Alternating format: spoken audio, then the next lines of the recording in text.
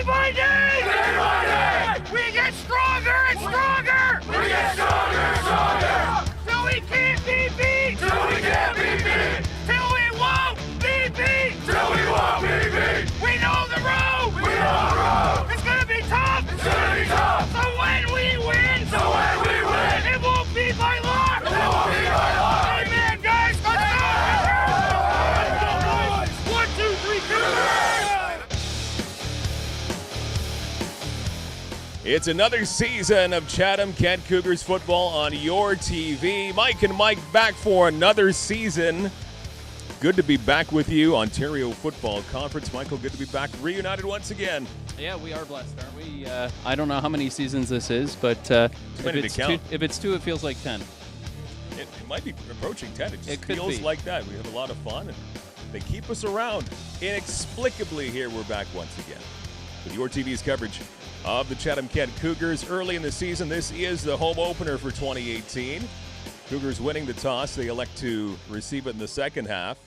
Sarnia Sturgeons, the initial home opponent for this season. Sarnia takes the football around the 30-yard line, cuts off to the right, and is stopped short of the 45-yard line. So they'll have some pretty decent opening field position to kick off the game here this afternoon. Cordell Petty with the return there for Sarnia. Good special teams coverage from the Cougars. Sarnia going to start this drive on their own 43-yard line. Cougars defense on the field for the first time here at home. This is the Bantam level. Again, pretty high expectations for this group of guys here for 2018. See their first home showing here this afternoon. 1st and 10 for Sarnia as they elect to hand it off. They hand it off to the right side. Couple of tackles broken past the 50-yard line, still on his feet, and up to around the 53-yard line or thereabouts. So a good opening run for Sarnia, and Cordell Petty gets another touch. Yeah, 2 touches in a row. That number 13, Petty, was our kick returner as well. Good run there on first down for Sarnia. Pick up 9 yards on first down. Certainly not going to complain about that if you're the Sarnia Sturgeons.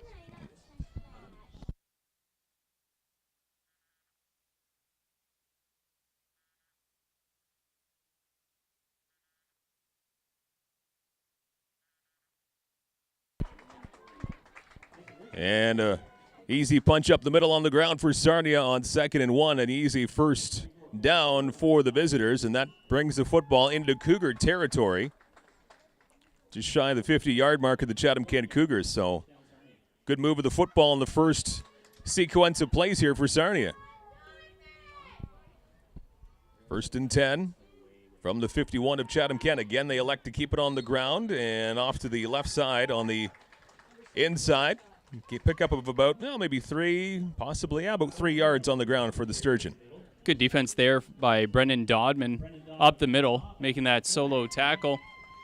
Also got to give Dodman credit on the kickoff. Big number 70. You don't see a lot of 70s performing kickoff duties. No, you don't. They're normally in the trenches. 2nd down again. They keep it on the ground. Sarnia right up the middle. 45-yard line. And maybe the 44 is where they get to. So another 3-yard pickup. That'll bring down 3rd down for Sarnia. But a good job by front line for Chatham-Kent on defense there. Yeah, good swarming tackle there. Looked like Brady DeVoe leading that squad of tacklers and brings up our first 3rd down of this football game. Everything's been on the ground so far for Sarnia. Let's see if that trend continues here. 3rd and 5, as Michael mentioned. Again, they will keep it on the ground and evading 1 tackle, evading 2 tackles. But again, the Cougars swarm. 3rd time's the charm to bring the runner down, and it's going to be 4th down now for the Sturgeon as the Cougars doing a good job the last couple of chances there on defense. Great penetration. That play started by Brennan Dodman, big number 70 again. He gets into the backfield, gets his hands on Petty, not able to bring him down, but slow him down enough to allow the defense to rally and drop Sarnia for a loss there. And I'd call it an obvious punting situation here for Sarnia. Cougars with, I was going to say 1 man back. They're bringing 2 back now. They got 1 up man, number 1, Normandin Kerr, and then a deeper returner as well. And the kick is up in the air off to that far side, comes down around the 32-yard line or thereabouts. And the Cougars will take over football possession for the first time this afternoon. 8:48 left in quarter number 1.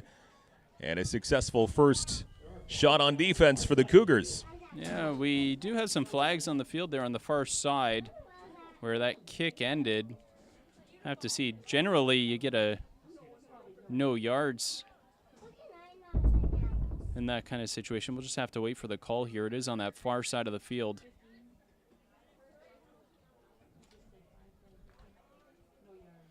And it is a no yards penalty. No yards call does go against the Sturgeons. So that's in favor of the Cougars here as they get ready to handle the football for the first time this afternoon. Scoreless home opener for the Cougars here at the Chatham-Kent Community Athletic Complex, the 2018 season.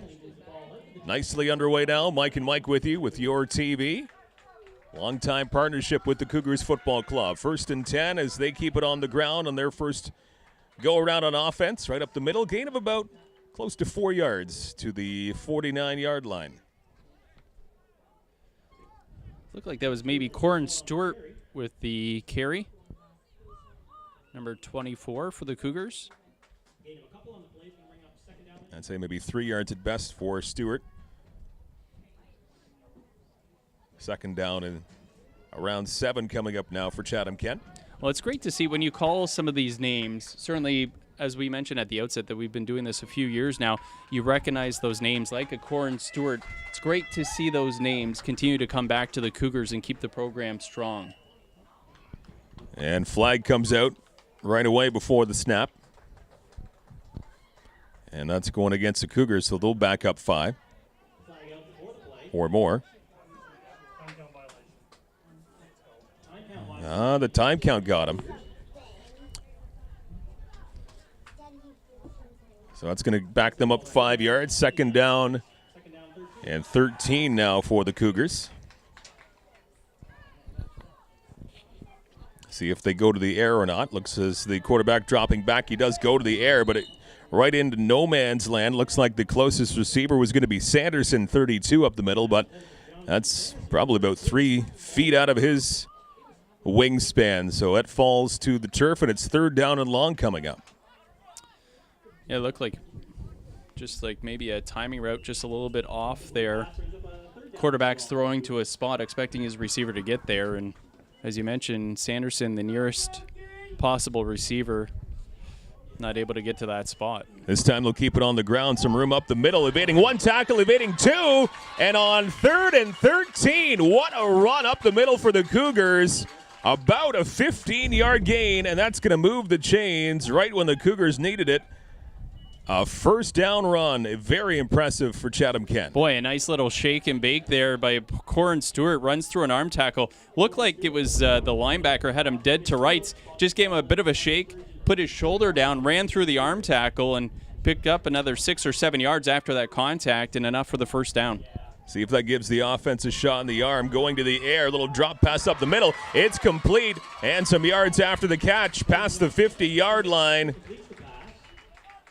And hauling it in for the Cougars, Brady Debo.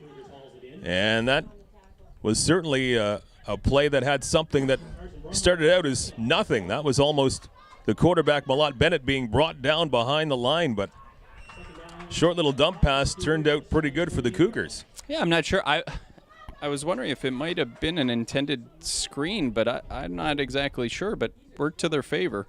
They keep it on the ground once again. Lots of room up the middle. Big hole. Can he get the major score? Going into the end zone. Touchdown, Cougars. Corin Stewart. 6-0 Chatham-Kent. 48-yard touchdown run by Corin Stewart, and I don't think he was even touched.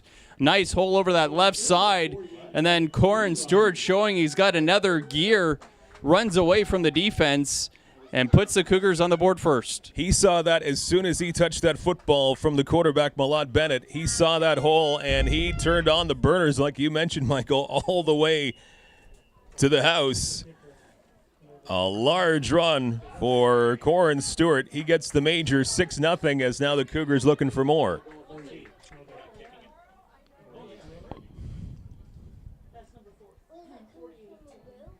going for the kick. A very high snap. Can they convert this? The ball is high, and it is through. Wow. Wow. I think that was a sand wedge.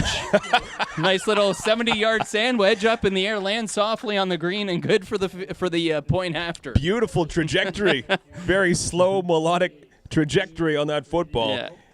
And the kick is through for the extra point. The Cougars, on their first touch of the football, able to get the maximum points here. So the Cougars off to a good start offensively against Sarnia this afternoon. Yeah, I think that was a little Phil Mickelson sand wedge there with the kick up through the uprights. Some VJ. Little VJ Singh. Little Hey, VJ Singh. I'm going. Jeez, I'm going mid school there. That's not too. I don't know. If he's old school, then I'm incredibly old. VJ Singh. I'm gonna put VJ Singh old school. I could have said Sam Snead or. Wow, that's could have done very that. old school. Yeah.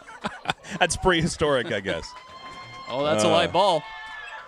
Sarnia able to recover off that slight bobble to the 40-yard line of the Cougars. So that bobble in favor of the Chatham-Kent Cougars a little bit, slowing down the Sturgeon. And Sarnia will take over at their own 40-yard line, down 7-0 to the Cougars after their major score. Fuzzy Zeller with the tackle on that one. It's now a golf theme throughout the broadcast this afternoon. We're going to have to get more and more obscure as the game goes on.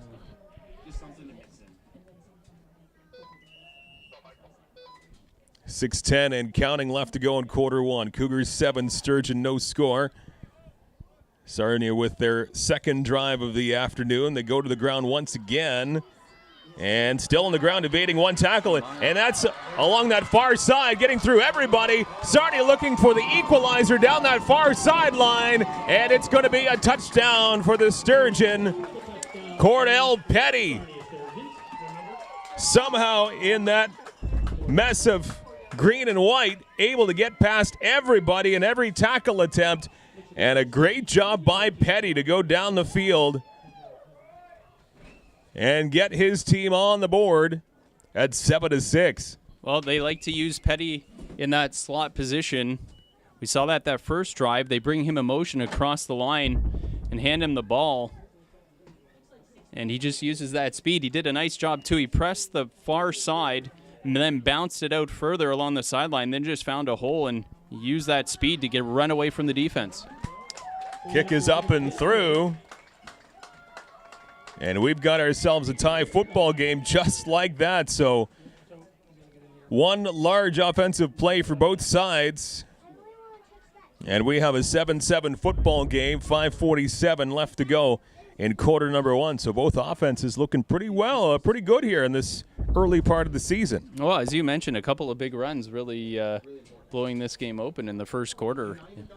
First coming from Stewart for the Cougars and then Petty for Sarnia. They respond the very next drive. So obviously run game's big part of both of these offenses. Sarnia we have yet to see put the ball in the air. Just 2 possessions though so far. But the Cougars a couple times they have thrown the football. So pretty evenly matched squad so far though. Very good game. Yeah, very entertaining to kick off this football game.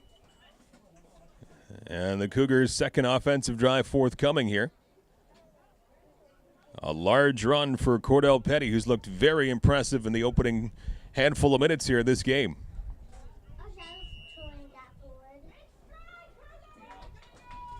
And a little squib kick at midfield. Did that go 10 yards? A little trickery there for Sarnia. And did it go it looks like it did go the requisite amount of yardage for Sarnia to keep that football. Wow. Caught us up here off guard, too. Yeah, heads up play there by the coaching staff for Sarnia. Going with that little squib kick and recovering that football, really uncontested. Yeah, went 17 yards, so Sarnia catching the Cougars off guard and pretty much everyone here, too, and they're going to keep the football right after that tying touchdown. Looks like the Cougars have called timeout here. I think the coaching staff kind of looking to get the players refocused after that onside kick. It's a smart move by the coaching staff for the Cougars as they had the major scored against them and then caught off guard on the kick. So best to settle them down early in this football game. 5:42 left to go in the first quarter.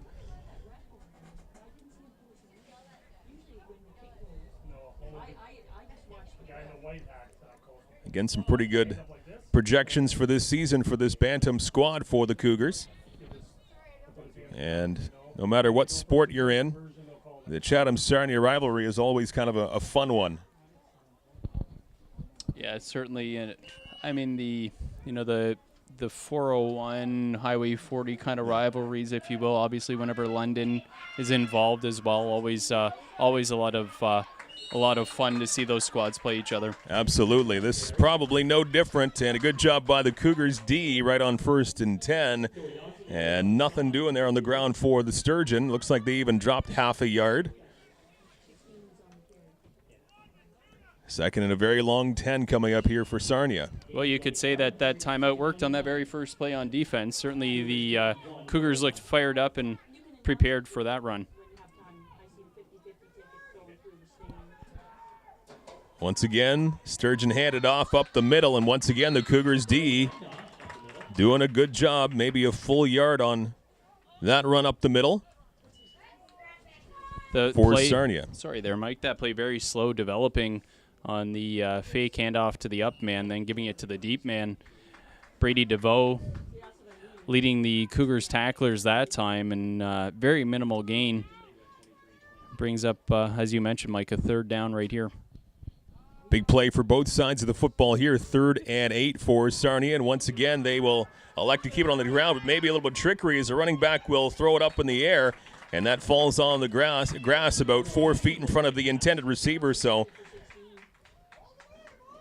that's going to pretty much do it for this drive now for Sarnia. Right after that squib kick worked, Sarnia able to keep that football for 4 more plays, but that's where it ends. And as you mentioned, Michael, it was a great timeout taken by the Cougars staff. And that was a great job that time. But the Cougars, they were not fooled at all. They brought Petty in motion. He becomes the quarterback looking for a pass, but the Cougars had coverage there, and then a good job by DeVoe again putting pressure on Petty. This time Sarnia goes for it on 4th down. Wide open, the receiver. He catches it, and he's heading towards the end zone, but he will be stopped just short at around the 5-yard line. Hauled in by Mason Richard. And a 4th down magic once again here for the Sturgeon. They elect to go for it, and it pays off in a big way. Oh, that's a tough one there for Evan Starr, and the coverage looked like he lost his footing a little bit when he went to turn and follow the receiver, and that just gave that receiver that extra step or two to catch that pass and get that big gain. Back-to-back 4th down pieces of magic here for Sarnia as they're trying to punch in for some more points on the ground, and the Cougars defense doing a good job to bring down Cordell Petty that time. Petty already in with a major score, trying for his second, but the Cougars D able to stop him on that play at least. Looked like Christian Burgoon there had the tackle, number 22 for the Cougars. They were able to make Petty bounce it down the line before Burgoon finally made the tackle, but as you can see, Petty is not easy to bring down. Number 13, a key part of this Sarnia Sturgeons offense. 2nd and goal now for Sarnia. And once again, they'll keep it on the ground off to that right-hand side, trying to find a hole towards the end zone, and he's in for the touchdown. 2nd straight major for the Sturgeon. And they grab the lead late in this first quarter. Number 5 for Sarnia with that 3-yard TD carry. They don't have a 5 left.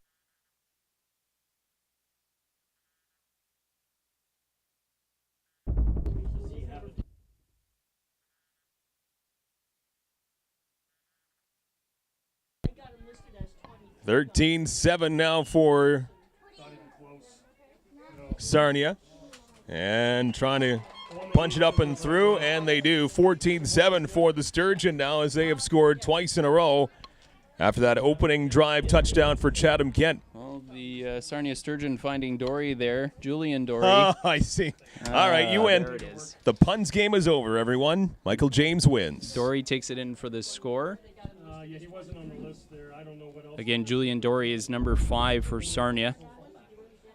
We apologize for the delay on that. It was a late addition to the player sheet, the roster sheet. I think Hillsden's 24.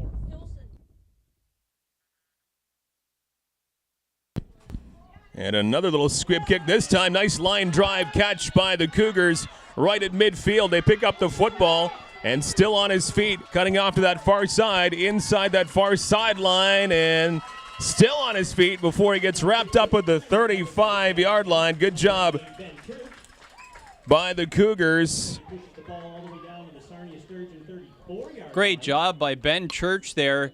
Heads up play. As you mentioned, Sarnia again trying to go with that little short kickoff to try and return it, but Church not caught off guard that time, able to grab it, and a nice return to give the Cougars great field position here. That's the risk you take if you're Sarnia with that short little squib kick. If it's fielded cleanly, there's a chance at a big return.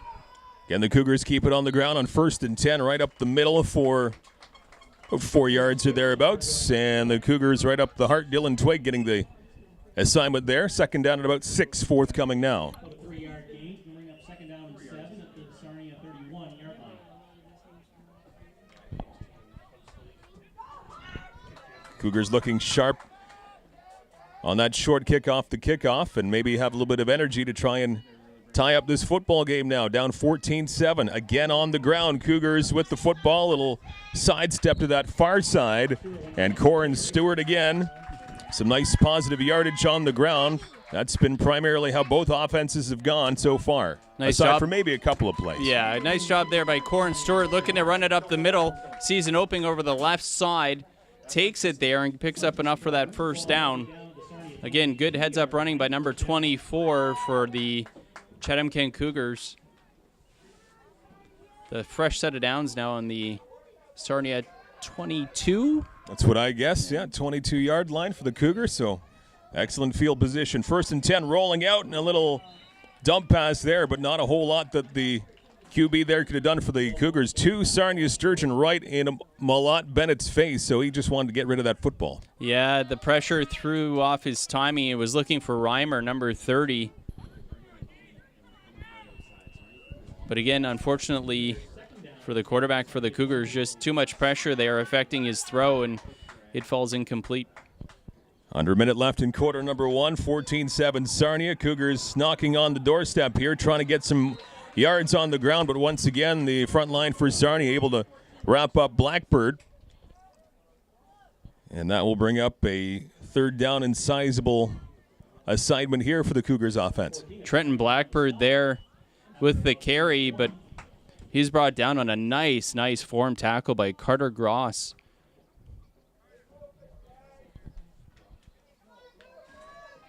So 3rd down. About 8 yards to go here for the Cougars from the 22. Looking to go to the air. And now it's just the quarterback throwing it away as Malott Bennett lets it go. But now a late flag comes down on the field. Yeah, I think they're going to say there was no receiver in the area whatsoever.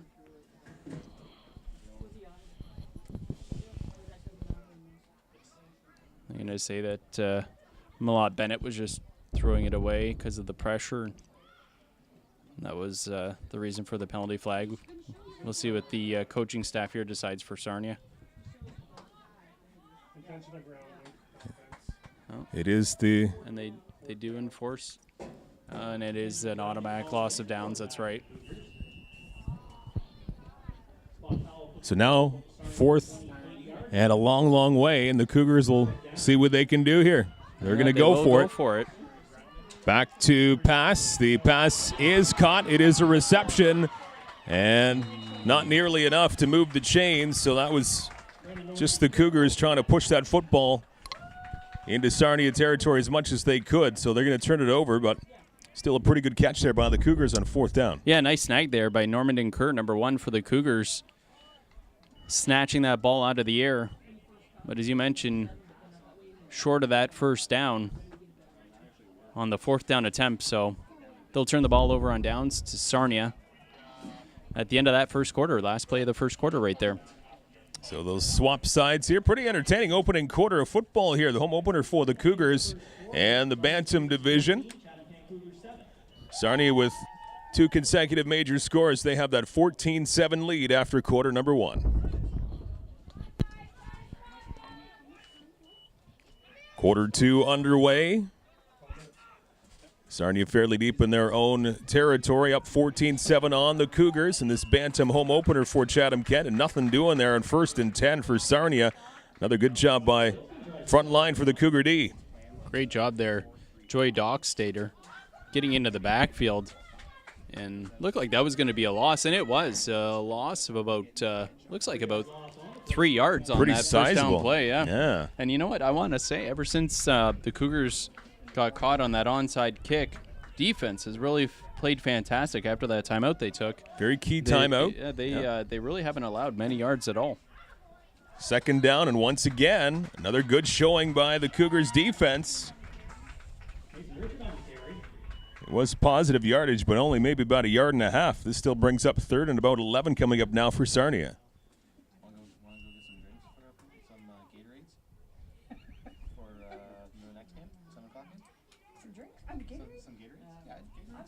Gave him a couple, brings up a 3rd down and 11 for Sarnia. It's the Champions League final right now. Never walk alone. 3rd and 11 for Sarnia, rolling off to the left. Quarterback in a lot of traffic, still gets it under way, and it is hauled in. What a little catch. juggle, but a catch for Sarnia down that far side. Mason Richard Holy with moly. some intense coverage on him. Looked like he was double teamed, but no matter as Richard hauls it in. And some Holy. more magic on a late down for Sarnia. Mason Richard putting himself on the map with that one. Wow. Up in the air, elevating, 2 hands coming down on his back with excellent coverage. He's now been drafted by the Cleveland Browns. Good for him. Well, I don't. No, we'd give him more credit than That's that. right. That's correct. Yeah, We'd give him a lot. It's not quite the reward you're looking for, but Baltimore Ravens, the new Cleveland Browns, maybe? Something. What a catch, though, by Mason Richard. He's put on a show 3 times early in this football game. what a great catch. That was fantastic. And in lots of coverage, too. Nothing against the Cougar D with that one because looked to have some pretty good coverage on Richard there, but the ball just fell right into his hands, and good concentration by the receiver. I believe a slight timeout here before the Sturgeon continue this drive.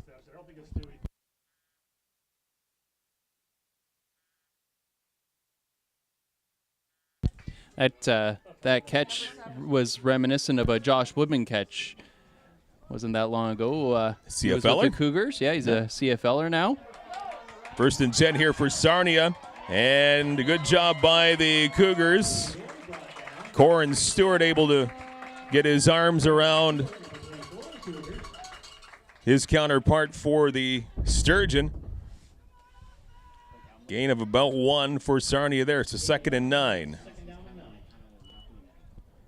Dory gets that 1-yard pickup for Sarnia.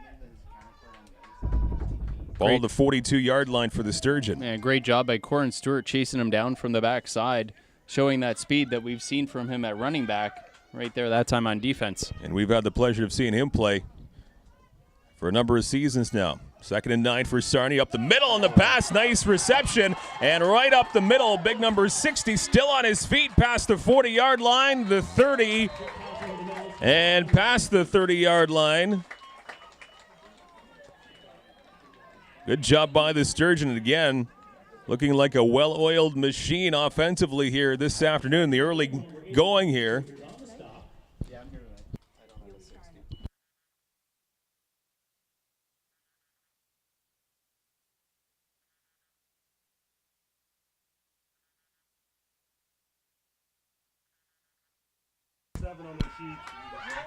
Quarterback rolling off to his right, trying to find somebody open down that far side. And he had a receiver, but it was right through the hands of Cordell Petty, and that's not something you see very often from Petty. He had the 6 points right in his sights, and maybe a little bit too much as he just drops that ball. A big break there for Chatham-Kent. Certainly, what a great throw, too, on the move by Foulis for Sarnia. That was a beautiful throw. I mean, that's not easy. On the run, scrambling out to your right. Now, he is right-handed, so that does make it easier, but still, nonetheless, what a rocket. That was a beautiful throw. It was right on the money. And unfortunately, the receiver couldn't haul it in, but very impressive throw there on a rope.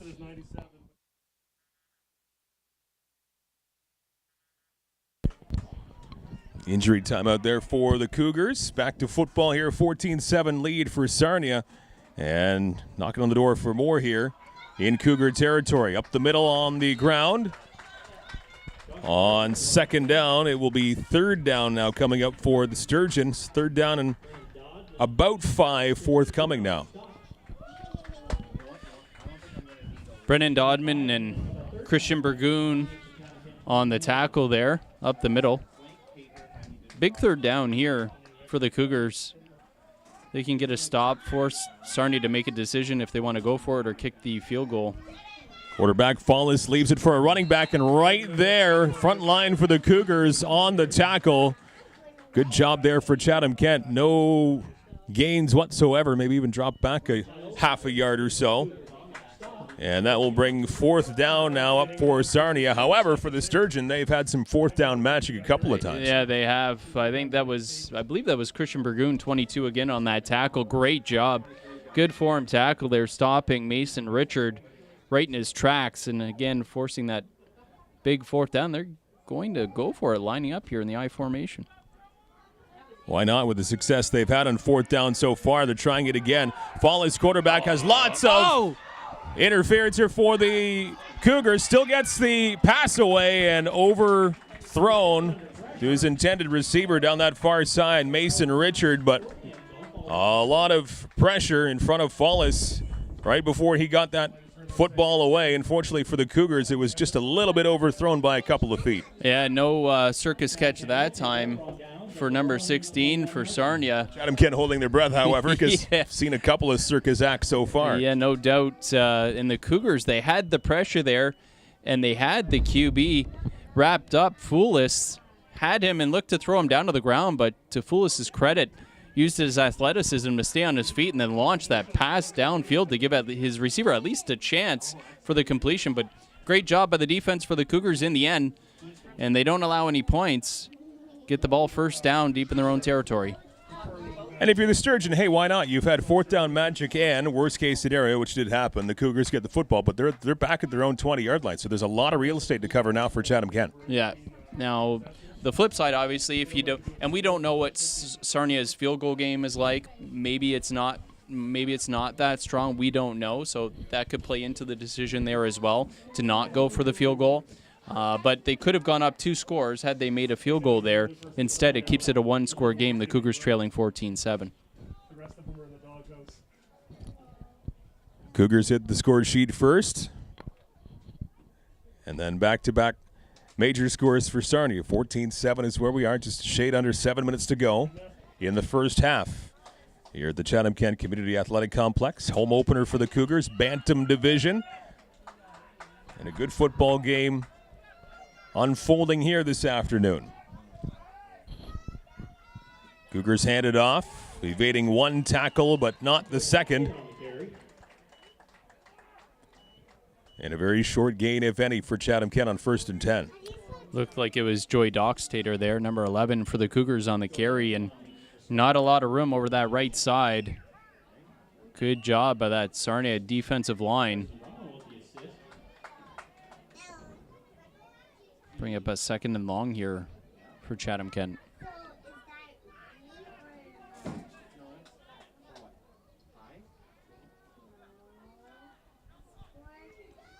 This time they look to go to the air down that far side, and just a couple of inches out of the reach of the Cougars going down that far side. And Grelimore, number 81, was the intended receiver. That almost worked out. He had a little bit of a burst of speed at the end, but just arms weren't quite long enough to snag that one in. Yeah, Grelimore, geez, he had a step too. He caught that corner on that far side, a little flat-footed, but just out of his reach, literally inches, or else he was going to catch that in stride and he was going to be gone. So big play here. Third down for the Cougars, deep in their own zone. And once again, they look to go to the air, short pass along that far side, and it is caught, but about 3 Sturgeon right there after the catch. And that will be well short of the first down for the Cougars. Looked like that time at the catch was Brennan Normand and Kerr. But not a lot of room over there. As you mentioned, Normand and Kerr caught that ball, looked to turn it upfield, and boy, half the Sturgeon defense was there waiting for him. Not a lot to do, and Cougars 4th and long, going to be forced to punt this one away. 4th and long, right at their own 20 or very close, maybe 21-yard line.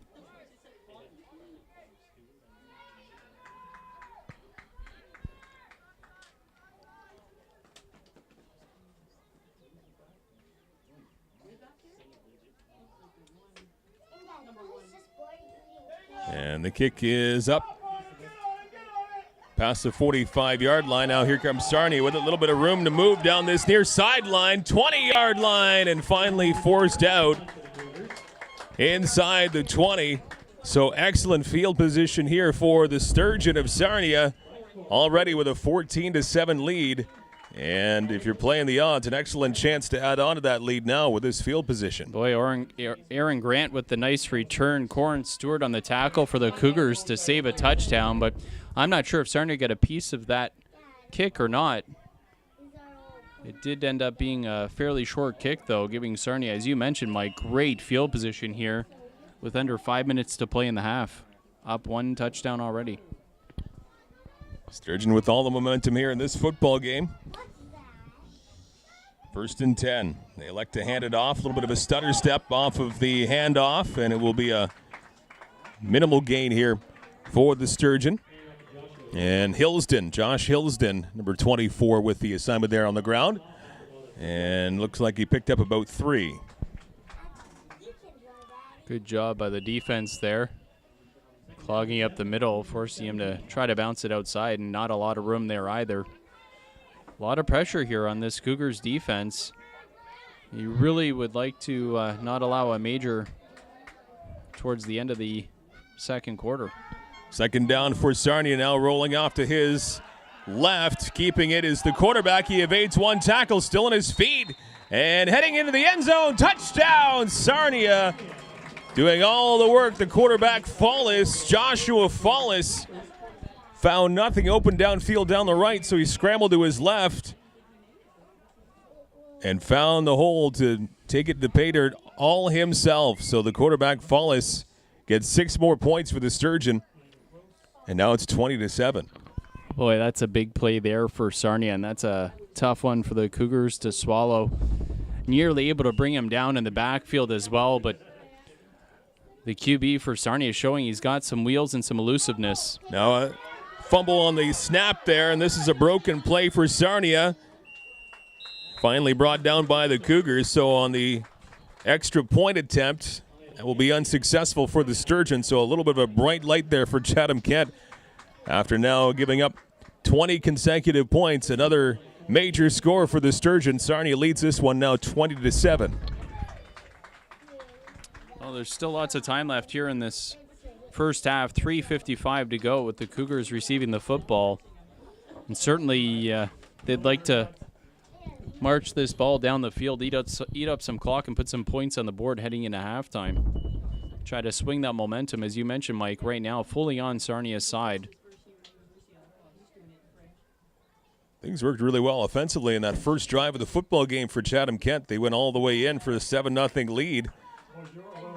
They just have not been able to get that magic back since. And Sarnia's offense certainly is running in all cylinders for the lion's share of this first half. Chatham wants to stem the tide here. 3:55 left in the first half. You got to think, are the Sturgeon thinking of another short kick here off the touchdown? We'll see. Again, yeah, they're another short kick. This one is hauled in, though, this time by the Cougars right at the 50-yard line. They hang on to it. So good field position for Chatham-Kent. Oh, that's a good job by Braden Scarup to catch that ball cleanly. A lot of pressure on that front line when you've got that onside kick like that, because you've got that ball in the air and coming down to you, and you know you're going to get hit Smacked as soon as around, you know you're going to take a pretty decent hit as soon as you catch that football, because you're just so close to that front line. Good job by number 21 to catch it cleanly. And the Cougars, as you mentioned, decent field position here. I kind of question Sarnia's decision for the onside kick there. Once again, a third time in a row. 1st and 10 for the Cougars, dropping back to pass up the middle. It's in the air right there to his man, and it's hauled in by the Cougars. A nice throw by Malott Bennett. Looked like it was Joey Dockstader with the grab there, number 11. Oh. Now they're calling Grellimore, yeah. Grellimore. So Grellimore hauls it in, but nice throw by Malott Bennett right up the middle.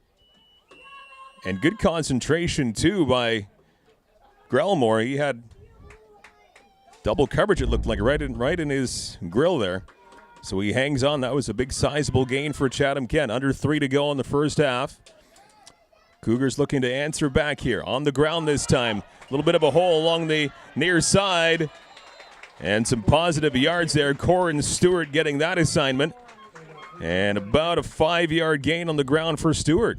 Boy, that was nearly much bigger than that, but a good job by the defender just holding on to the back of Corin Stewart's jersey. Just got a hold of it and able to swing him down, or else there was some real estate over that left side for Corin Stewart. He would have had a first down and more easily.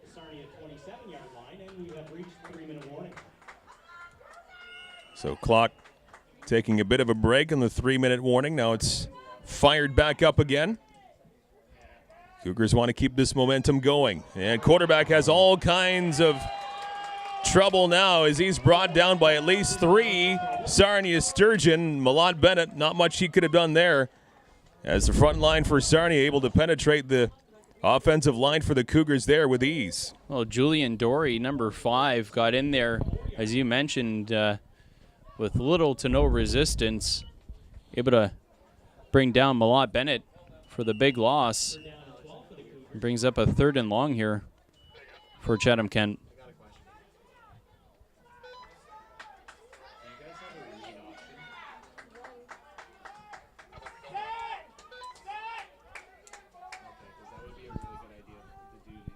Third down and long now for the Cougars. Some more pressure here by the Sarnia Sturgeon. And getting rid of that one quickly was Malott Bennett. Now there's a flag on the field. Are they going to call this intentional grounding? Flag on the play. Again, pressure. Malott Bennett just looking to get rid of that football. No receiver there. So it was a promising drive there offensively for a little bit for the Cougars, but it comes crashing down the last couple of plays. And the intentional grounding, that last death knell for the Cougars on that drive. Still trailing this game 20-7. Cougars look to kick it away. Still plenty of time for Sarnia in this first half as well. And the kick is up. That's a good kick. Lots of air underneath it. Comes down around the 20-yard line for Sarnia. Some room to run along the near side. Stewart able to wrap his arms around the Sturgeon number 55 and Nolan Hacker.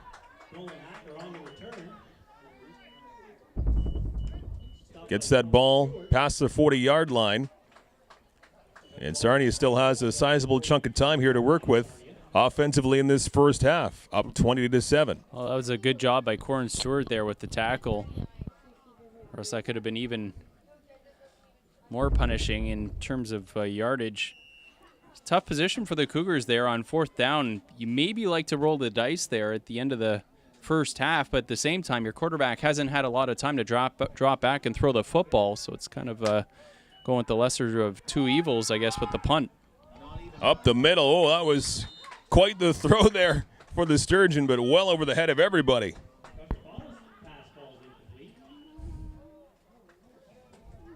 Well, there's no questioning the arm of Joshua Foulis, the quarterback for Sarnia. He's made a couple of really nice throws in this football game, and he's certainly got some zip on the football. Showed it for you there. It was overthrown, but I mean, again, it was on a rope. He's got good arm strength.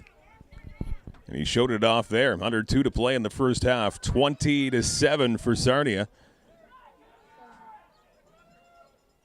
2nd and 10. This time they will keep it on. Look to have a pass here, and it is complete to the 50-yard line, hauled in by Joshua Hillsden. He gets forced out just past the 50-yard line. Some of the fans not too happy with that one. Looked like a bit of a kick at the end there from number 24, Hillsden, but shakes hands with the tackler afterwards. No flag on the play. No. You got to imagine Sarnia. I got to think the way that they've been operating, I don't see them punting the football. I would tend to agree. Despite the field position. Yeah, I would tend to agree for sure. And a 27 lead for the Sturgeon. They keep it on the ground once again. More room to move down that far sideline to the 40-yard line. Still on his feet. And a good run once again. That was Brody Hornet, number 3 for Sarnia, getting the carry and making the most of that chance. It looks like about the 31 is where the ball will be spotted, maybe even the 30-yard line here for Sarnia. So big run for Brody Hornet. Boy, Sarnia really starting to roll on all cylinders now, aren't they? Very, very efficient on offense. Cougars got to come up with a couple big plays here. Quarterback, a little bit of pressure, rolls off to his right, still with it, looking downfield, and he's going to hang on to it himself, and some sizable yardage still in play, and finally sent out of bounds, but Joshua Foulis able to do it with his arm and his feet in this first half. And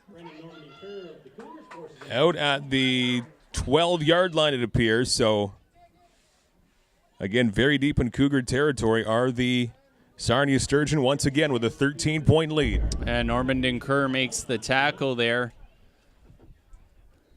As you mentioned, threatening again here, Sarnia just seem to have all the answers right now on offense. And we've got an injured Cougar down on the field that they're tending to while the two teams take a knee. Good to see Evan Cole after that injury timeout. Looks like he's going to be all right. Gets helped off to the sideline. Back at it here. Deep in Cougar territory is Sarnia once again looking for some more points up the middle. And again, Hornet gets the assignment up the middle. Cougars able to stop him about 5 yards shy of the end zone. A pretty big gain there on first down. This clock's still running, just over a minute to go here in the first half, and boy, would this be huge if the Cougars could keep them out of the end zone at the very least. Right now, trailing 20-7.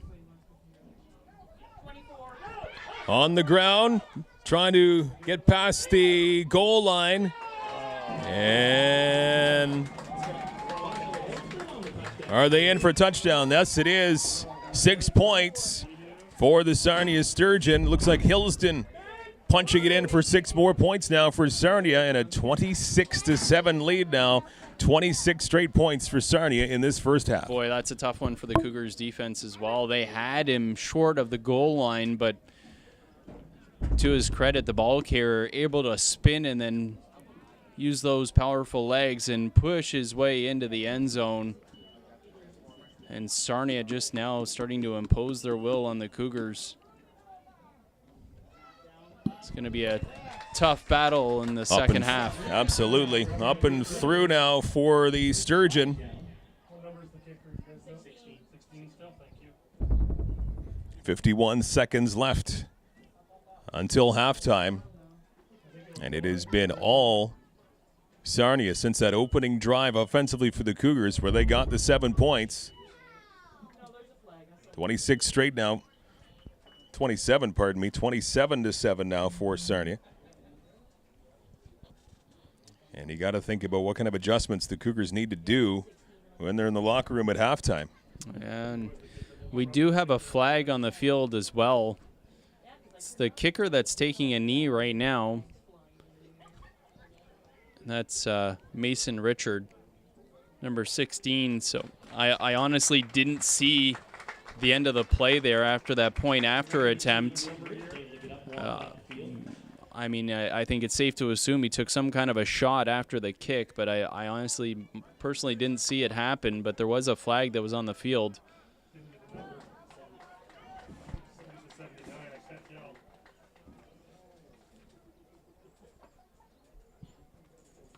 Unnecessary roughness call does go against the Cougars, which is being enforced on the kickoff. I'll get the number at the half. Are we going to take bets here? Is this another onside kick from Sarnia, Mike? I think it is. Yeah. I bet money that he's kicking onside. It's called a hunch. And it's already worked in this game. Let's see how long they'll go to that well. Even if they don't, they're still inside of the half. Yeah, it's certainly in this scenario with that penalty on the point after, it doesn't hurt them in terms of field position to go for it here with that short kick. 27 straight here for Sarnia in the 20-point lead. 51 seconds left in the opening half. Home opener here for the Bantam division for the Cougars. They've got some work to do. Trying to get a little bit in terms of more points before halftime. Not the short kick that we've seen so far for there Sarnia. it is. Look at Fielded this return, cleanly. though. That's what, He fumbles the football, picks it Unbelievable. up. It's still loose. And do the Cougars recover? They do. You've but got at the to be kidding me. 40-yard line, instead of going to the house for 6 points, nobody around, and they Joey bobble. Dockstader is not going to sleep tonight. Joey Dockstader will not sleep. My goodness. Unbelievable. A clear run to the end zone. And he just couldn't. I think it was covered in margarine. Pretty sure the football was lubed up a bit. Just could not hold on to it. Oh, boy. 42 seconds left in the half. They go to the ground, and good effort on the ground, but to no avail. Dockstader couldn't be the hero on that follow-up play. He gets taken down and loses a bunch of yards. So not a good couple of minutes here for Dockstader, number 11 for the Cougars. Boy, Dockstader is just got to be beside himself. Had a clear run to the end zone and just out of nowhere bobbled the football in his hands. He's probably still in disbelief.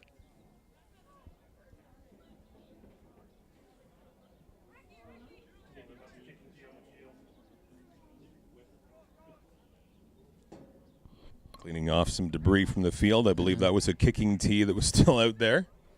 27 seconds to go in the half. Third and very long here for the Cougars. To the air, down that far side, and overthrown. Intended for Ryan Grelmore. It looked like Grelmore might have started to pull up a little bit at the end of that route, but regardless, it was overthrown over his head, and now third and about 15 now, maybe 16 for the Cougars. I think he got into a position there where he saw the defender in front of him, and it looked like the defender was going to have a better play on the football than he was and couldn't get a hand on it. And I think he might have been thinking to himself, I might have to turn into a defender here if this ball is picked off. But the ball was overthrown over the head of the defender as well. 19 seconds left in the first half. Back to throw, and now it goes high up in the air. It's a jump ball, and I think maybe fortunately for the Cougars, it falls incomplete.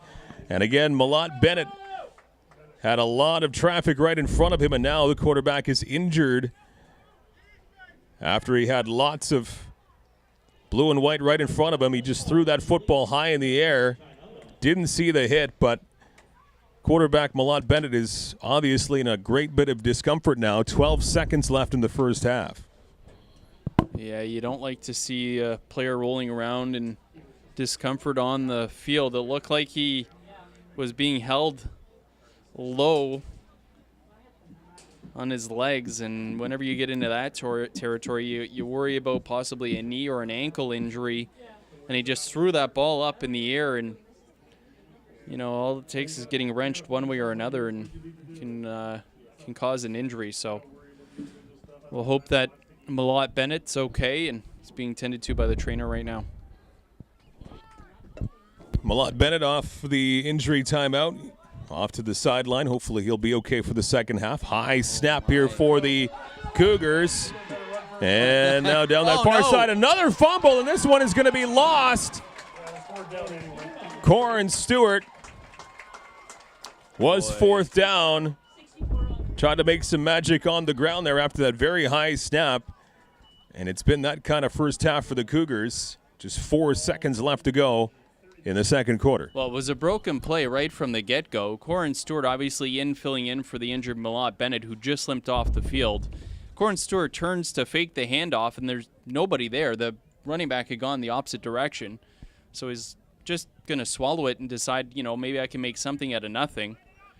And apparently the butter that was on the ball from Joey Dockstader was still on it this time when Corin Stewart was running, and he lost the ball at the end. And again, just 4 seconds left here, but Sarnia's just going to take a knee. I wasn't going to be surprised if they just decided to air one out there, but they didn't, and they just take a knee, and they're going to let the time run out here, leading 27-7.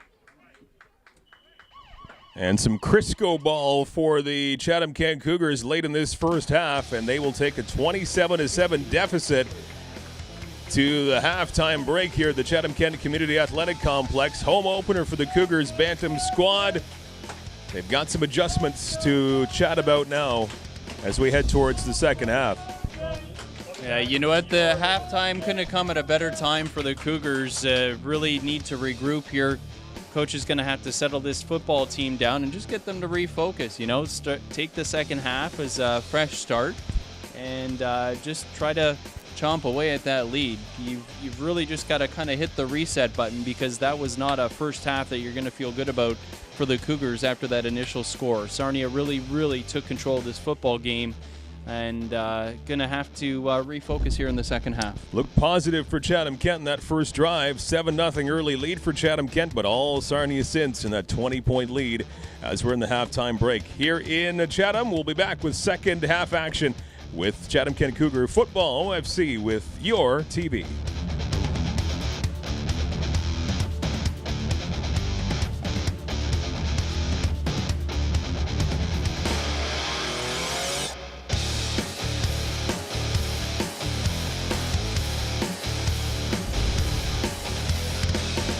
Welcome back to the second half here at the Chatham-Kent Community Athletic Complex. Mike Renier, Mike James back for another season of the Cougars for 2018. One half done, and it's been all Sarnia Sturgeons so far. A 27-7 lead, and the Cougars get the football to begin the second half. I'll have to correct you there. They will not get the football. They lost it. They had it, and then they lost that opportunity right off the kick. And so for the second straight half, it works out. The Sturgeon will have the opening offensive drive of the quarter. And things just keep going downhill for Chatham-Kent in this football game after what looked to be a good start off the opening kick of the game. It's just that's a tough one to swallow. It's a great directional kick. They look for the soft spot in the zone on the return team, and just a perfect kick, well placed, and Sarnia gets this football to start second half. They keep it on the ground on 1st and 10, right up the middle, getting past every would-be tackler all the way up to the 25-yard line. or past the 30, pardon me, to about the 20, 28-yard line is where it looks to be. And a big run for Sarnia. And that's a tough one, too, because at the half, you're really looking to refocus your football team. You're thinking you're going to get the ball in offense, and you want to get something going. Right from the get-go, you have an onside kick, and the other team recovers, and all of a sudden you're back on your heels again, and that just wipes out anything that you've said at the half. On the ground once again, cutting off to the right, more room to move, getting through a couple of would-be tacklers again. And another healthy run for the Sarnia Sturgeon, getting the assignment there, number 24, Joshua Hillsden. He's had a pretty good football game so far. Yeah, Hillsden, good carry, good blocking there. And Hillsden's going to have to be careful. It's the second time I've seen him at the end of a tackle kick the tackler. The official was right there. No flag thrown, so not sure they saw it. But again, something Hillsden's going to have to watch for.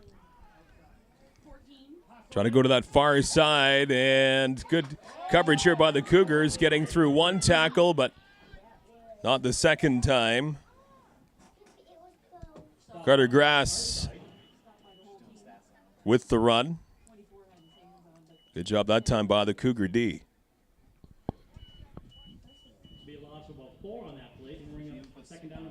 Well, you can only say so many times, this is going to be an imperative stop. You know, I mean, we're almost getting to the point now where you just can't say it anymore, unfortunately. The Cougars' defense has just got to make a play and turn the momentum, swing the momentum, whether it be causing a fumble or come up with a pick.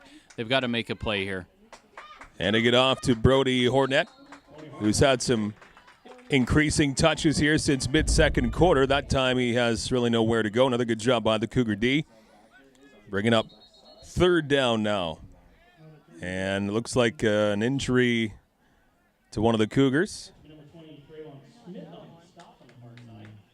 Yeah, we've got a Cougar taking a knee.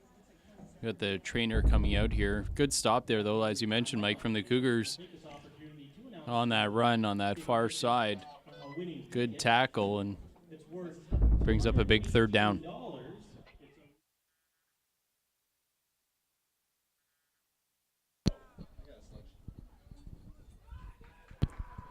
Off the injury timeout, Sarnia's offense going back to work. Room along the near side, going to the end zone. Another touchdown for the Sturgeon. And another major score for Cordell Petty, his second of the afternoon. And the points just keep on coming here for Sarnia as they increase their lead to 33-7. Boy, Petty just uses that speed to get outside and able to shake the would-be tackle of Evan Starr and just trots into the end zone, and Sarnia clearly running away with this one now.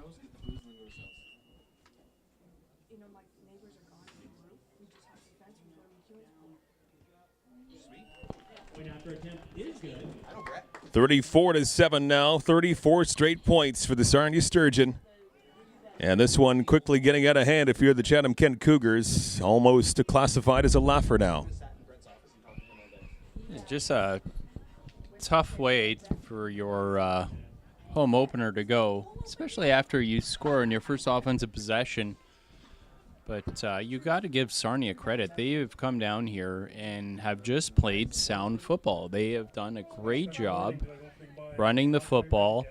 When they've had to throw it, they've thrown it. They've made some big plays on fourth down, and they just have taken advantage of opportunities. And on the flip side, the Cougars, unfortunately, have not. I mean, you know, their day in a snapshot was the play late in the second quarter where they had an open run to the end zone, and unfortunately the ball carrier, who had a clear path for a touchdown, just bobbled the ball on his own without any kind of pressure whatsoever and lost the football.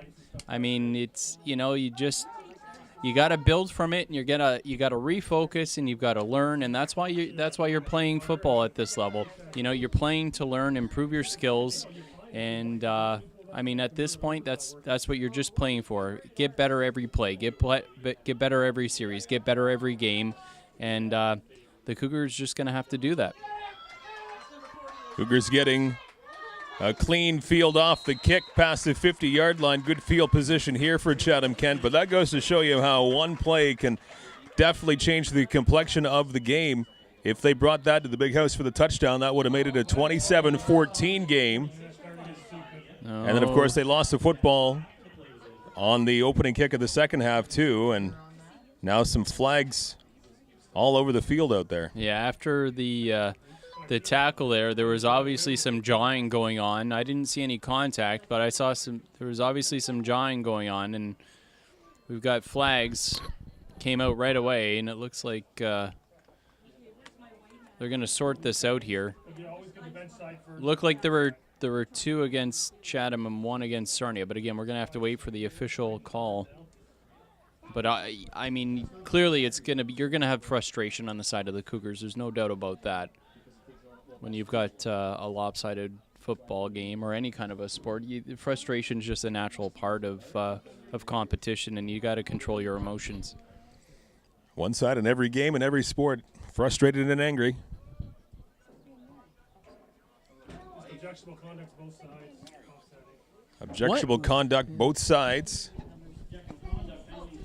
One sport I really haven't seen frustration set in is curling. I don't know if frustration exists in curling. Well, give it a couple more years and a couple more networks to jump on board. Like, I mean, honestly, who wouldn't love to see a couple of brooms get thrown and you know, like, well, you're on ice already. The Pinties event is coming to Chatham in September, so we might start a trend. Angry curling. Great plug, Mike. Great plug. It's the man right on the other side of that lady in the blue hat sitting out there. Cougars right up the middle. Nice run for Chatham-Kent to the 35-yard line and beyond. Trying to get a shot in the arm here offensively for the Cougars. They've got a big hole to climb out of. 8.5 minutes to go in the third quarter and counting. That will move the chains. 1st and 10 for Chatham-Kent inside the 35. Well, that's what you like to see. You pick up a big chunk of yardage. Just keep trying to improve your skills. Take every play, one play at a time, and just get better. Once again, they keep it on the ground. This time, far less success on the ground. Pretty much right back to the line of scrimmage thanks to Corin Stewart.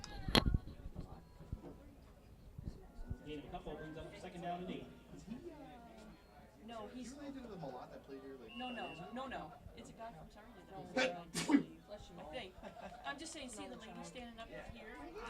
Sun's starting to come out here on this Saturday afternoon. Certainly a muggy day, but very.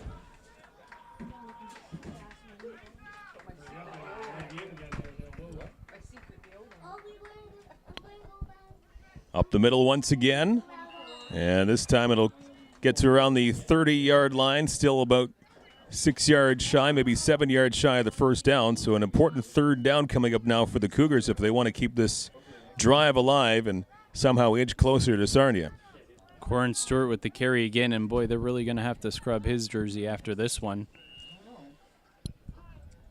And we've called number 24 a lot today, both on offense and on defense. To the air along that far side, and it's picked off by Sarnia, and the Sturgeon get the football back. Down that far sideline, past the 40-yard line to around the 44. Another turnover for Chatham-Kent. And the Sturgeon make this afternoon even longer for the Cougars. Pass from Malott Bennett. Looked to be intended for Ryan Grelmore, just over his head. And the defender just waiting there for that ball to come down. And the Cougars defense forced back out onto the field. If he gets in trouble, you can't scramble, right?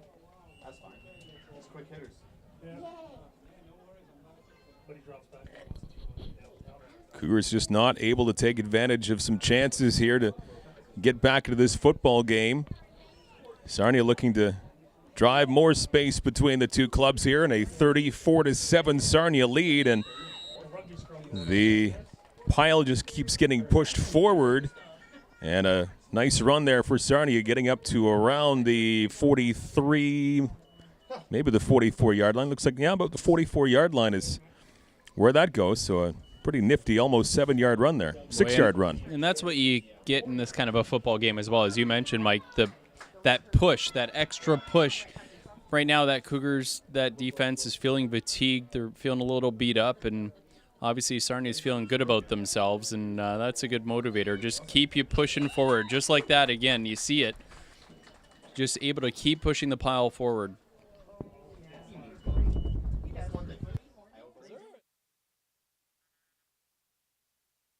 It was only like a month ago they had that earthquake in Windsor. And that one just out of the wings of Jordan Alderdyce, or sorry, number 60 on the other side, Jacob Gardner for the Sarnia Sturgeon. And Gardner almost pulling that one in with a nifty catch, just a little bit too far for him to hang on to. 5:14 to go in the third quarter. Yeah, we saw a big number 60 make a reception earlier in this football game, rumbled for about 30 yards. Second down, and they elect to keep it on the ground. Fumble. Now it is lost, but picked up once again by the Sarnia Sturgeon. That will turn into a big gain. Good set of concentration there by Joshua Hillsden. He stays with it, and Hillsden bails out his quarterback and takes the football inside the 35-yard line, and just the good luck continues to be very much on the side of Sarnia this afternoon. I'm not sure if Corin Stewart's going to get to stay in this football game. Some retaliation there. Late hit on Petty. After the whistle had blown, he went after Petty. And now Corin Stewart's running off the football field. Coaching staff want to have a word with him. 24 green, unnecessary roughness. Unnecessary roughness called. So the unnecessary goes against Corin Stewart.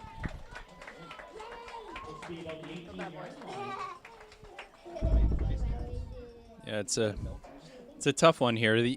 That's the thing, and you got to remember the age of these players. Controlling your emotions isn't going to be your strong suit at this point in life. I mean, Little bit testy when you're growing up. We've all been there. When Yes. you're frustrated, you're young. Sometimes you do things that you shouldn't. And I'm not going to get into whatever I did when I was younger, but we've all done things that we shouldn't. Perfect track You know? record, And right? You've got to learn, but again, that's life. You've got to learn from those things, and that's what the coaching staff should be saying to Corin Stewart right now. And I'm sure that's what they're saying to him. Listen, it's frustrating when you're losing, but you got to keep your head. You can't let your emotions get the better of you. You know, you have to keep it together. So, and then that's why you play. You know, you get these lessons, and you have some fun, and you've got great coaches that help you through these things. That is Life Lessons Corner with Mike James. Tune in every Saturday and Sunday. every Cougar game. Quarterback dropping back, looking downfield, finds nobody open, keeps it himself, and another impressive run. Hanging on to it was Joshua Fallis. And the Sturgeon continue to knock on the doorstep once again. 4:13 left to go in the third quarter, and already it's a 34-7 lead for the visitors. Looking for more. Ball is spotted at the Cougars 7-yard line. Well, they lost today. No, I'm talking about Liverpool.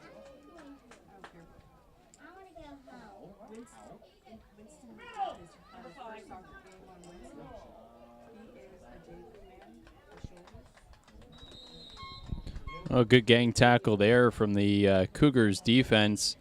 That was number 5, Julian Dory, not able to find the end zone. Cougars able to hang tall on defense there, very deep in their own zone, but it's at the 1-yard line. 3.5 to go in this third quarter, and it is turning into a long afternoon for the Bantam Cougars of Chatham-Kent.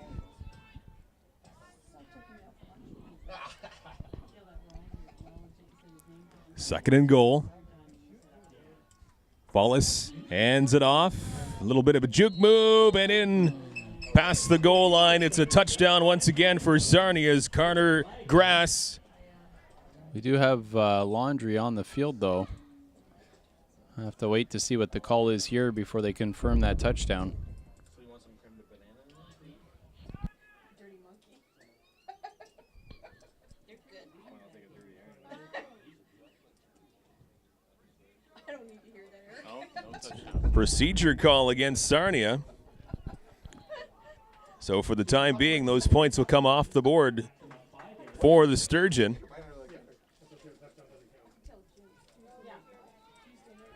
It remains 34-7 for this time being here. Ball to the Cougars' 6-yard line, second down goal.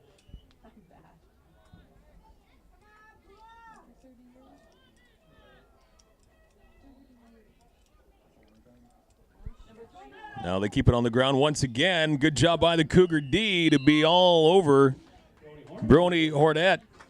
And he is brought down shy of the goal line, so Sarnia still at a 34-7 lead. Well, some good penetration there from the defense, forcing the running back to cut that back up inside, and good gang tackle there from the Cougars, and I'm sure they'd love to keep him out of the end zone here. Once again, they go to the ground, and a missed tackle for the Cougars will allow another major score for Sturgeon. It's Hillsden who gets a touchdown this time around, and that's going to increase the lead to 40-7 for Sarnia.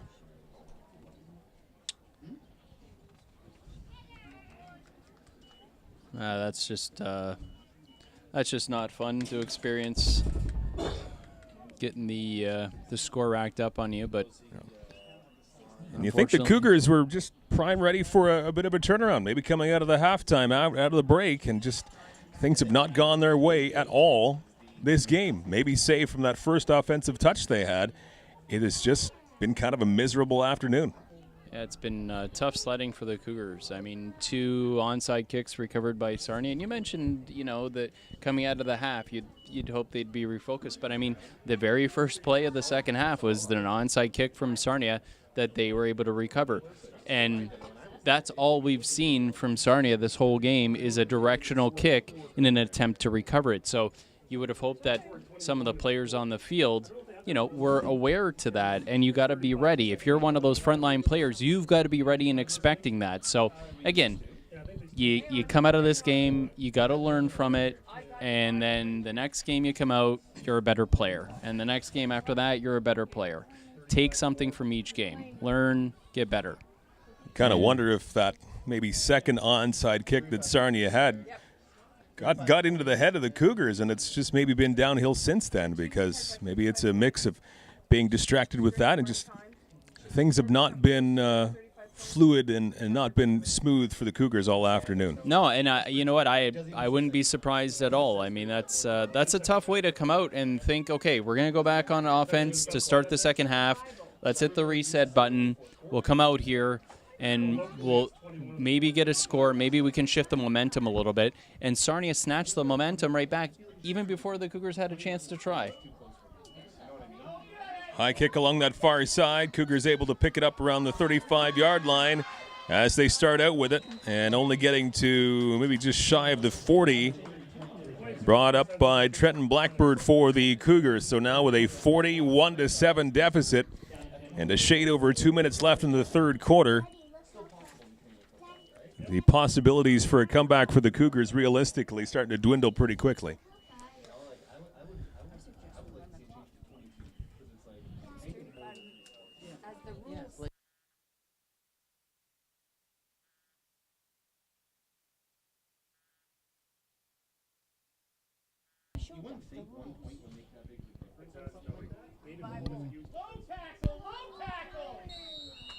Up to midfield, just shy of midfield.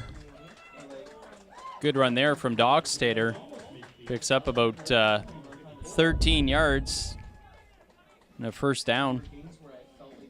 And good to see also that Malott Bennett's back at quarterback. So yes, he left earlier, as we mentioned, for an injury. Looked like it was a lower body injury, but good to see him back under center taking snaps. First down for the Cougars. They go to the ground this time, trying to get past that midfield mark, but nowhere to go for the runner, Joey Dockstader, for the Cougars. So second down, maybe a yard was picked up on that run.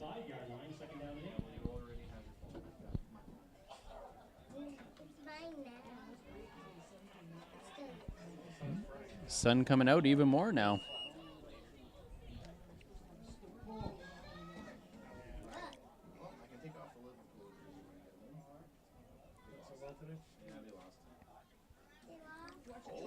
Back to pass along the near side and off the fingertips of the intended receiver. And Tyler Kenneth was right there, and he just wasn't able to pull it in. He juggles it, and it falls down to the turf. It's been that kind of an afternoon for Chatham-Kent. Third down and a long 8. Boy, that's coming a up shame. now. Yeah, it's a shame for Kenneth. He had that. Just couldn't reel it in. Good looking throw there, too, from Mallet Bennett.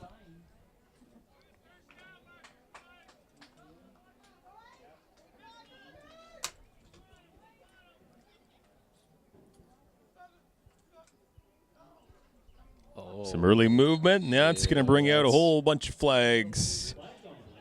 See who moved first. Yeah, we had a couple that were moving there. Looked like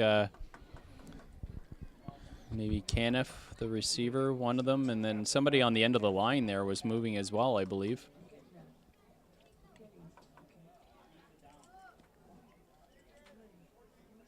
Oh, they're gonna say that was 48. That was Brady DeVoe.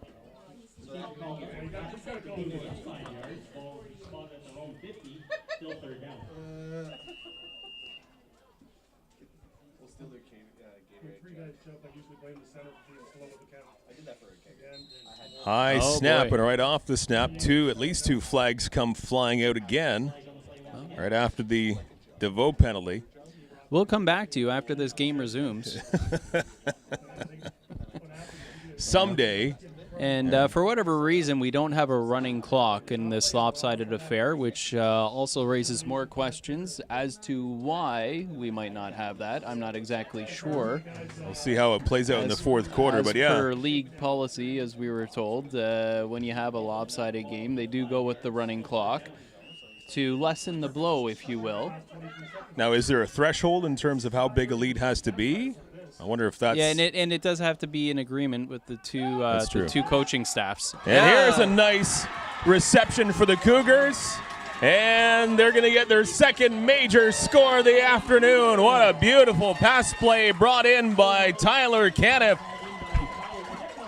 6 points on the board for the Cougars. A long time coming. And now it's 41-13. Beautiful pass from Malott Bennett. Caniff making no mistake, and he had a lot of real estate, nothing but daylight in front of him. Well, that was awesome. You love to see that because Caniff had one just a couple plays earlier that we had mentioned that he had a chance to make the grab, wasn't able to pull it in. That time, another terrific throw from Malott Bennett. This time, right in the basket, right in the bread basket, and Caniff makes no mistake, able to catch it in stride and then take it to the house for a big gainer touchdown. Fantastic. He loves seeing that. That's a great memory for Caniff right there. 41-13. So 41-14 is now the score.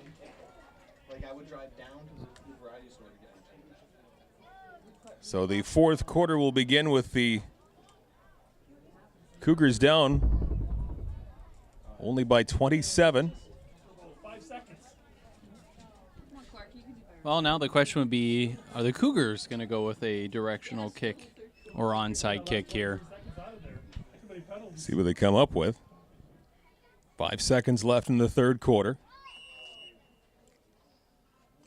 And the answer is no, as they get a good kick, and now it bounces over one of the return men. Cougars applying some pressure, evading 2 tackles, but not the third, brought down to the 30-yard line. And that's how the third quarter is going to end. So Sarnia will have the football at their own 30. Cougars getting back on the board for the first time since the start of the football game. A 41-14 lead for Sarnia. Petty there with the return. good coverage from the Cougars, and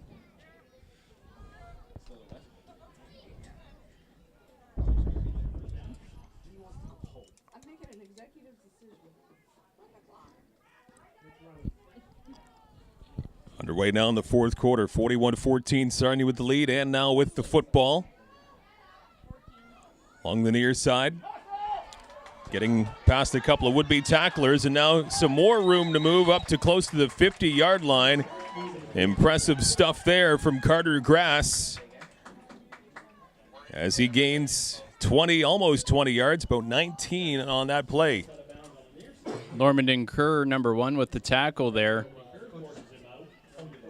And just an update on the running clock situation, because it's no longer a 35-point lead after that score from the Cougars. You won't see the running clock. Dude, I would have done the same.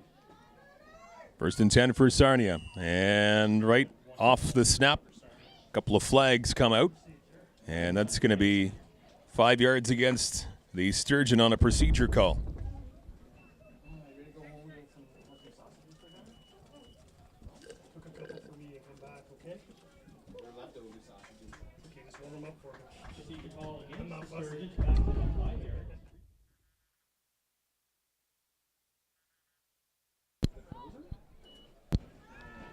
They go to the air, Sarnia does, and that goes in and out of the hands of the intended receiver, Jacob Gardner. Falls incomplete, second down, and 15 now for Sarnia.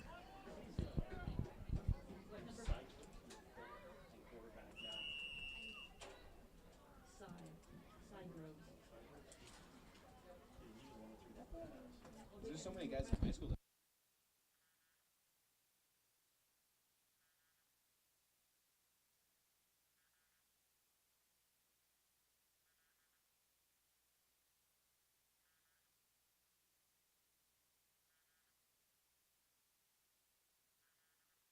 Well, we're around. Good pressure here by the Cougars, and a quarterback sack. This will drop the football back a whole number of yards here. Third down and very long coming up for the Sarnia Sturgeon. Good job by the Cougars. Well, it's good to still see that fight in that Cougars defense right there. You like to see that. You know, as lopsided as this football game is, you still want to see the fight in your players, and I think that was part of that timeout there that we just saw. Get the kids to refocus, still play the football game, work on your skills, get better, take every play at a time like a new play, a chance to learn something. And good pressure there from the Cougars. Looked like they were led by one of their upmen there, Jordan Alderdice. And a pretty good run here on third and very long. They get just past the 50-yard line, so this will bring up fourth and about 8 to go now. Or even better, maybe 4th and 7 here. Just tell them not to go in.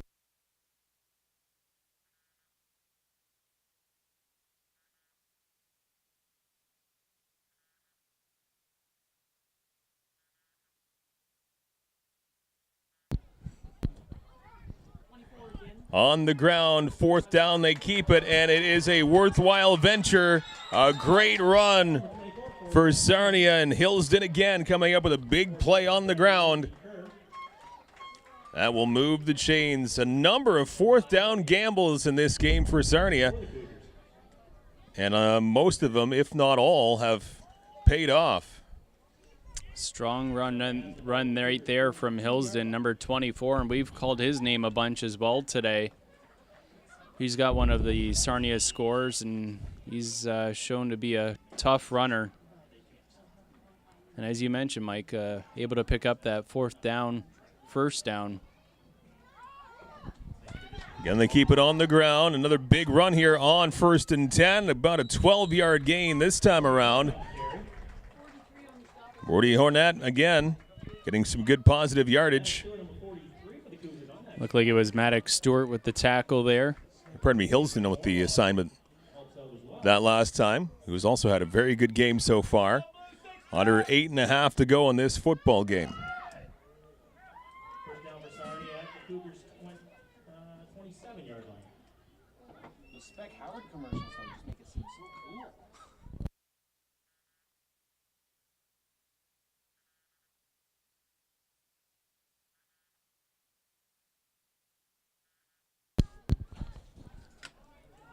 First and 10 for Sarnia, and nowhere to go up the middle. Good job again by the Cougars D. And a drop of about 3, maybe 2 or 3 yards. So second and long coming up here for the Sturgeon. Good penetration there again from Brennan Dodman. Big number 70, disrupting that play, getting into the backfield. Won't get credited with making the tackle, but led to that loss on that play after the rest of the defense able to rally and make the tackle.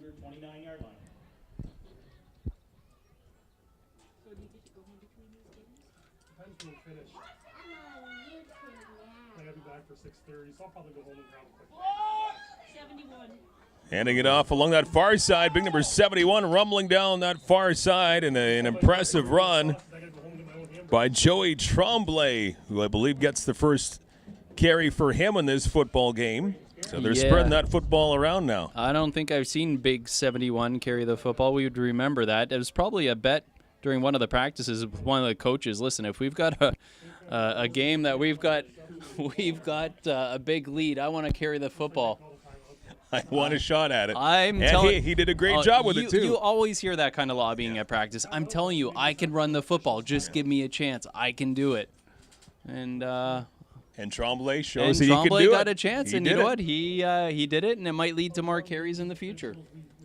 Another injury timeout. 7 minutes to go in this football game. A 41-14 lead for the Sarnia Sturgeon over the Chatham-Kent Cougars.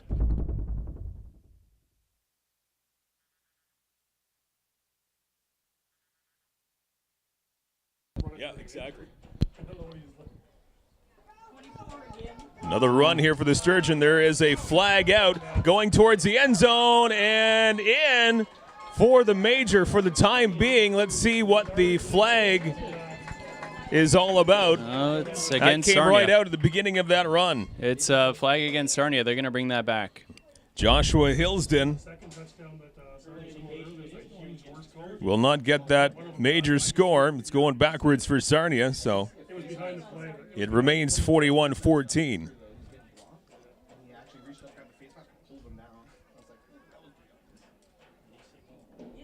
He did. He threw it right away.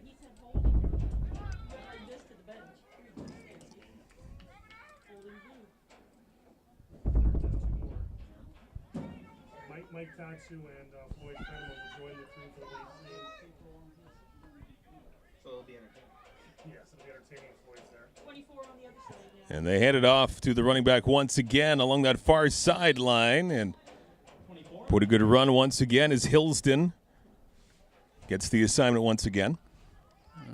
I think it's fair to say that Hillsden and Petty are the two key ball carriers for Sarnia that are going to be the focus of that Sturgeon squad for the coming season. And then their quarterback, as we've mentioned, Foulis, has a good arm and some good athleticism. We saw him scramble a couple times today, keep some plays alive, and has a real strong arm. So Sarnia looks to have a pretty good squad this coming season with some good key contributors.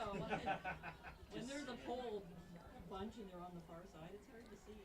And just barely getting the handoff away before getting taken down, the quarterback, and some more positive yards for the Sturgeon. And that will move the chains. First down coming up. And they will mark the football at around the 10-yard line.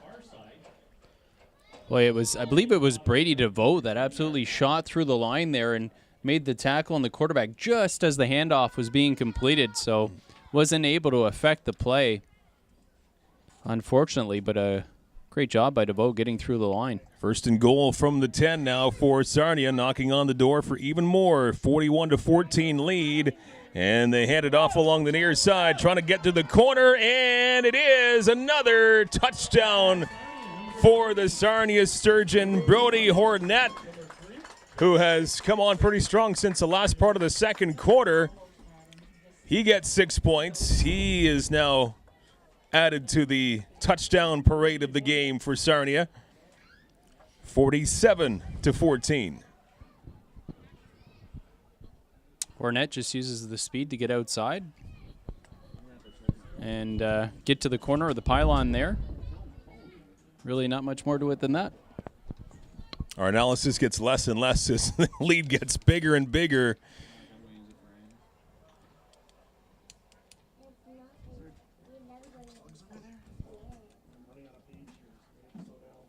Yeah. I'm gonna have to carry him over to the other side. Add the one and an old school math for you.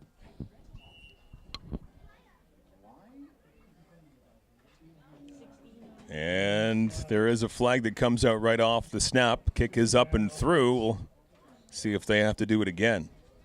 There's a flag down. Too many men offense, Ken.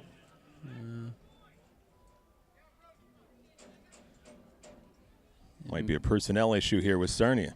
Yeah, it looked like they had one too many on the extra point attempt. They'll give that a shot again. Again, as you mentioned, Mike, that kick from Mason Richard, the original one, was up and good. They'll have to do it again.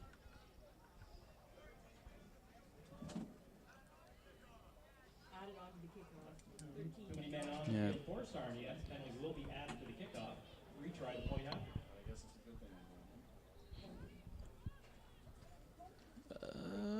Second attempt. Again, up and through.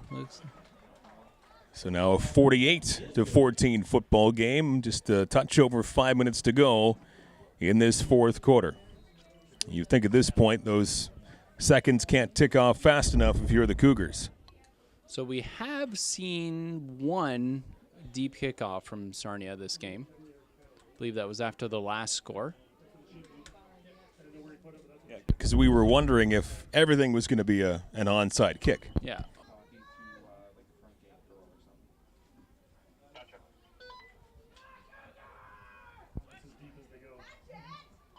High kick there from Sarnia. Comes down around the 45-yard line, and it will cross midfield.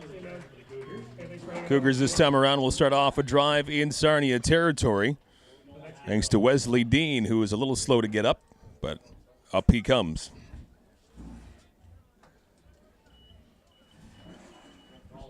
First and 10 in Sturgeon territory from the 54, maybe the 53-yard line.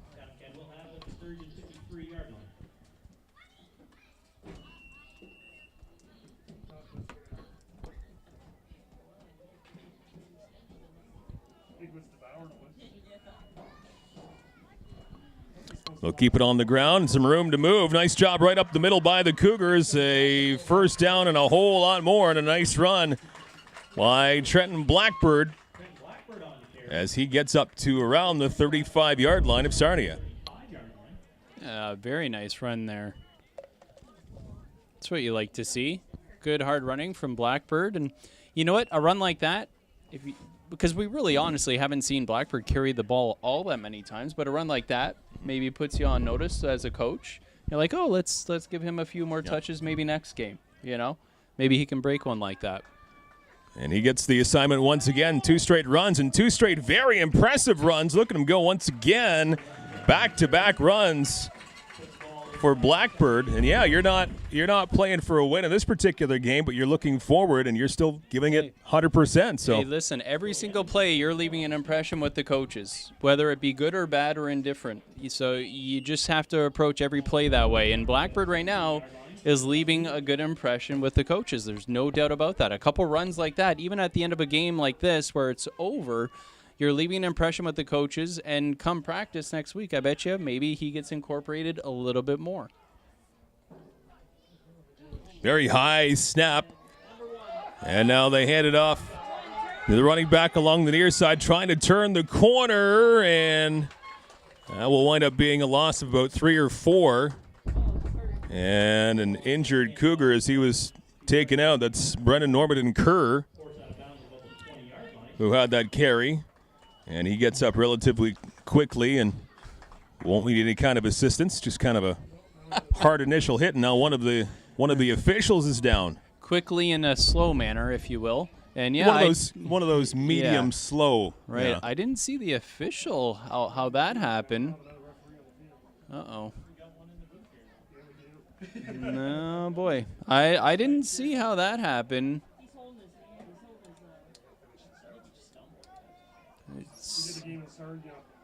I'm not sure if it was maybe a limb got whipped around and caught him or what happened there.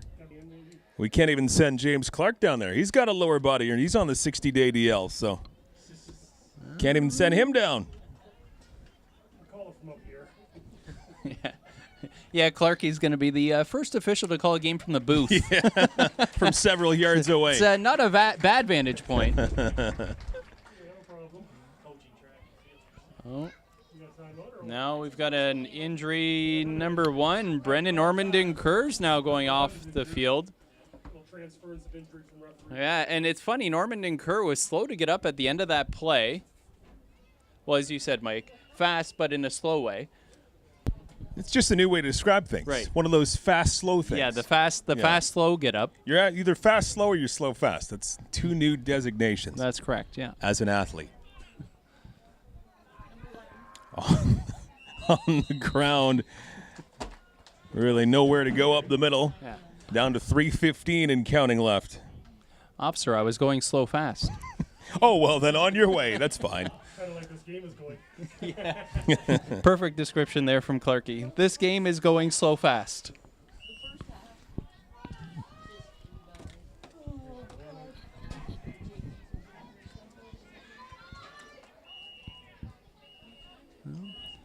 The 3-minute whistle there. 48-14, Sarnia on top. And a handoff for the Cougars on that far side. Juking off to the right, getting a little of extra yardage for Joey Dockstader.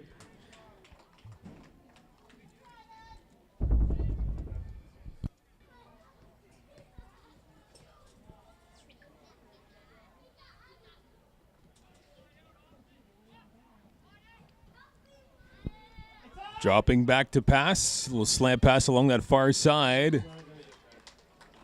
And it is caught. Is that caught by Caniff over there on the far side? Number 85. Second reception of this football game. Had one for a big one for a touchdown earlier. That's right. He made it. He got the second touchdown of the game. Mm-hmm. Very few and far between this afternoon. The offense for the Cougars. Unfortunately, coming up short of the first down, so Sarnia takes over on downs. 2:29 to go in this football game as we look at the scoreboard with the tractor in the background. That's a perfect picture of Chatham-Kent right there. Right there. Football and tractors. Yep. A little bit of rain earlier on today. Overall, it's been a nice day for football here at the athletic complex, and that one goes in and out of the hands of the Cougars' intended receiver there. Boy, that pass was intended for big number 61, Curtis Kendall. You know, and I'm sure that's not in the regular playbook there. Again, big 61. That's not one you usually drop for Well, you don't one of those numbers. No. Wide receivers generally don't have that.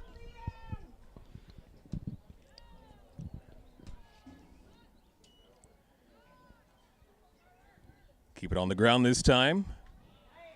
And not a lot of room to move up the middle. That'll bring up third down and about 7 to go here. And that was Carter Grass with the carry. Good stop there from the Cougars. Third down and 7 at home 15.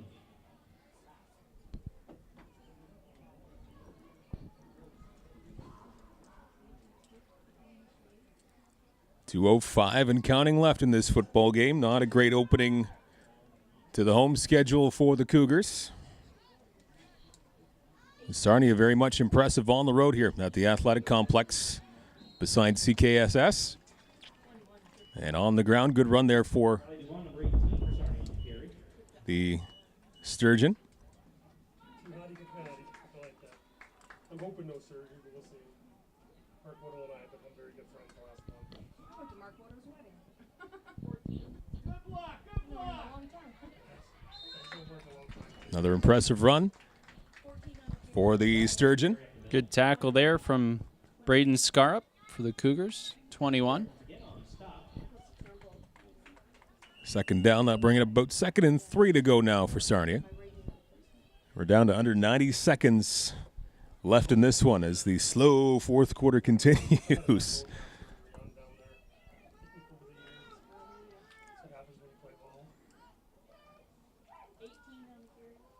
Again, they leave it on the ground, and this is going to be a pretty sizable gain here on the ground for Sarnia past the 50-yard line. Chains move. Ty Oliphant with the tackle there for the Cougars, 82.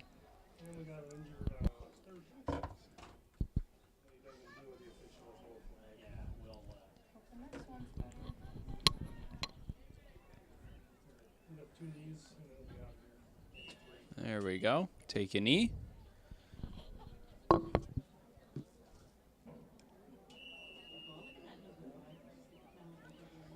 run the clock some more.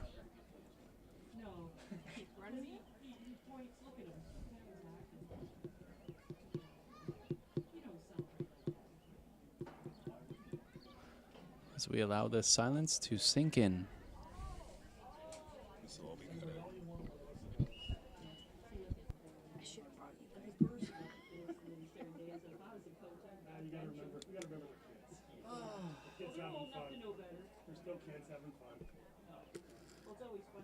That's people like in French immersion.